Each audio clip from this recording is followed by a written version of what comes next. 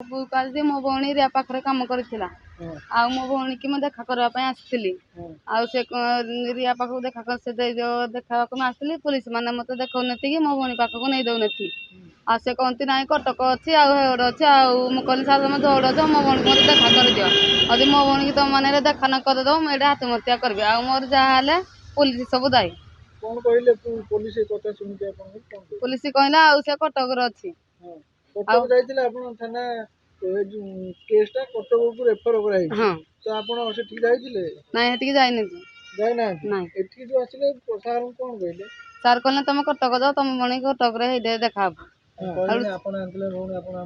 ଆମେ କହିଲୁ ସାର୍ ତ ଆପଣ ତ ଆଣିଥିଲ ଆଉ ଆପଣ ଆମକୁ ଦେଖ ସେ କହିଲା ନାଇଁ ସେଠିକି ଗଲେ ଜାଣା ଦେଖିବ ଆଉ ସେମାନେ କହନ୍ତି ନାଇଁ ଏଇଠି ଭୁବନେଶ୍ୱରରେ ଅଛନ୍ତି ହେଲେ ଭୁବନେଶ୍ୱରରେ କୋଉଠି ଅଛି ଆମକୁ ଟିକେ ଦେଖେଇଲେ ସିନା ଆମେ ସାର୍ ଦେଖିଲେ ସିନା କିରା କହିବି।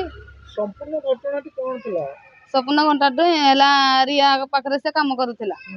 ରିଆ ପାଖରେ ନାଇଁ ଦିଦି ଆଉ କହିଲା ମୁଁ ଏଠୁ ଯିବି ଭାରି ଏଠୁ ରିଆ ସହିତ ମୋବାଇଲରେ କଥା ହେଇଥିଲି କହିଲି ଦିଦି ଆଉ ମୋ ଭଉଣୀ ତମେ ଛାଡି ଦିଅ ଆଉ ସେ କହିଲା ନାଇଁ ଆଉ ମୋ ପାଖରେ ସେ ଭଲରେ ଅଛି ଆଉ ଖାଇବାର ଅସୁବିଧା କିଛି ନାହିଁ ଆଉ ସେ ମୋର ଭଲରେ ଅଛି ଆଉ ସେ କିରା କରିଯିବ ମୁଁ କହିଲି ଯଦି ତମ ପାଖରେ ଭଲରେ ଅଛି ହେଲେ ଥାଉ ଆଉ ମୋ ଭଉଣୀ ଆଉ କିରା କରି ଘରକୁ ଆଇବ ମାନେ ଏଇ ଘଟଣା ଦେଖିଲି ମୋ ଭଉଣୀ କି ସେ ତାଙ୍କ ସ୍ୱାମୀ ବିଅର ପାଇଲି ବୁତଲାଇନି ମାଡ଼ ପିଡ଼ି ପୋଡ଼ା ଦେଇଥିବେ ବୋଲି ମୁଁ ପଡ଼ି ଉଠିକିନା କୁଶଳାରୁ ଆଇଲି ଏଇଠି।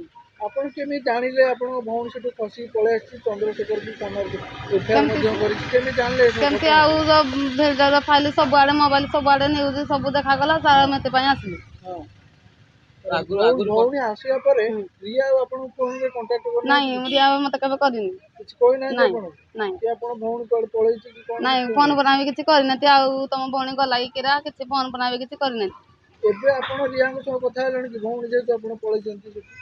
ନାଇଁ ରିଆ କଥା ତ ହେଇନି ଆଉ ତା ସ୍ୱାମୀ ଲଗେଇଥିଲେ। କଣ କହିଲେ? କହିଲା ଆଉ ବର୍ଷା ତମ ପାଖକୁ ପହଞ୍ଚିଥିଲା କି ମୁଁ କହିଲି ନାଇଁ ବର୍ଷା ଆମ ପାଖକୁ ପହଞ୍ଚିନି ଆଉ ମୁଁ କହିଲି ମୋ ଭଉଣୀ ତମ ପାଖରେ ଥିଲା ଯୁଆଡେ ହେଲେ ମୋ ଭଉଣୀକି ତମେ ଆଣିଆ ଦବ ମୁଁ ହେତିକି ସାର୍ ତାଙ୍କୁ କହିଲେ ଆଉ ଆମେ କୁଆଡେ ତମ ଭଉଣୀକି ଆଣିଆ ଦେବୁ କହିଲେ ମୁଁ ଜାଣିନି ମୋ ଭଉଣୀକି ତମେ ଯୁଆଡେ ଆଣିଆ ବି ଦବ ଆଉ।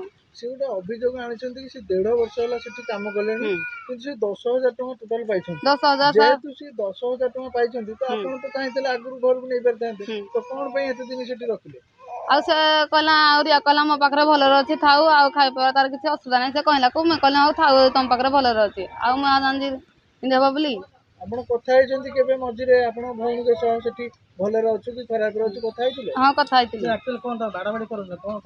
ହଁ ତାକୁ ବାଡାବୁଡି କରୁଛି ସେ ମତେ ଆଗରୁ ଦିନ କହିଥିଲା ଫୋନ କରନା ଆଉ ଦିଦି ମତେ ଆକନେ ପିଟାମାରା କରୁଛନ୍ତି ଆଉ ମତେ ବହୁତ ଟର୍ଚର କରୁଛନ୍ତି ଆଉ ଦିଦି ମୁଁ ଯିବାରି କହୁଥିଲା ମୁଁ କହିଲି ଆଉ ଯ ଥା କେତେ ଦିନ ପରେ ଆଉ ଯାଇ ଭାରି ପଇସା ହେଲାରୁ ଆଉ ମାଗି ମଗାନା ପଇସା ମାଗବାରୁ ତାକୁ ଏମିତି ପିଡ଼ି ଜାତି ମାରେ।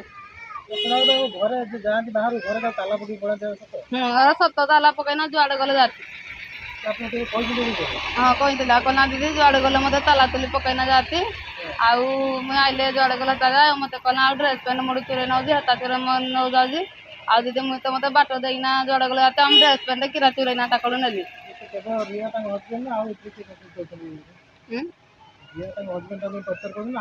ତାଙ୍କ ରିଆ ଆଉ ତାଙ୍କ ସ୍ୱାମୀ। ପଇସା ପତ୍ର ସେ କେବେ ଦେଇନାହାନ୍ତି? ନାଇଁ ସାର୍ ପଇସା ପତ୍ର ଖାଲି ମତେ 10,000 ଦେଇଥିଲେ।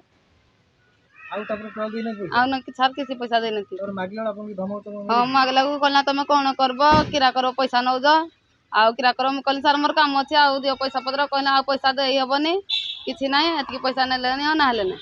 ଏବେ କଣ ଚାହୁଁଛ? ମୁଁ ଚାହୁଁଛି ସାର୍ ମୋ ଭଉଣୀ ନ୍ୟାୟ ପାଉ ଆଉ ତ ପଇସା ପତ୍ର ପାଉ ସେ ଦିନ ମୋ ଭଉଣୀକୁ ଦୁଃଖ କଷ୍ଟ ଦେଇ ସାର୍ ସେ ବି ଦୁଃଖ ପାଇବା ଦରକାର। ଆପଣ କାଲିଠୁ ଆସିଲେନି? ହଁ ସାର୍ ମୁଁ କାଲିଠୁ ଆସିନାହିଁ। ନାଇଁ ସାର୍ ପୁଲିସ ମାନେ ବି ମୋ କଥା ଶୁଣୁନାହାନ୍ତି କିଛି ନାହିଁ।